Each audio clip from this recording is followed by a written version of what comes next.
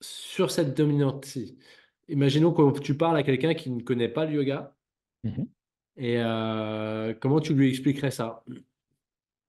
Eh bien, très simplement, en expliquant que la respiration, c'est la vie. Voilà, ça c'est clair. Et que pour moi, le yoga, c'est pas l'école de la posture, c'est l'école de la respiration. Et Ok. que les postures sont en fait des moyens ou des prétextes pour venir, un, observer sa respiration, et deux, améliorer son mouvement respiratoire. Donc, par des exercices, des techniques qu'on utilise justement en yoga, on va aider les gens à améliorer leur VMA simplement en exploitant mieux leur mouvement respiratoire. Le simple fait de se tenir un petit peu voûté, par exemple, y compris quand je cours. Le geste respiratoire, le mouvement respiratoire dans le corps, il est généré essentiellement par un muscle qui s'appelle le diaphragme, qui monte et qui descend dans l'abdomen et dans la poitrine comme un piston de pompe. Si je Mhm. suis un petit peu voûté, eh bien, mon diaphragme, il peut monter moins haut.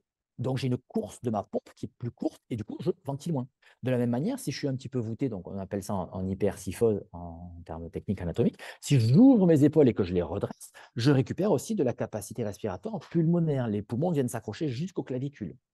Donc, si je suis bien redressé, non seulement mon diaphragme il peut plus monter et plus descendre, donc à chaque coup de pompe, ben, il rentre un plus grand volume dans mon corps,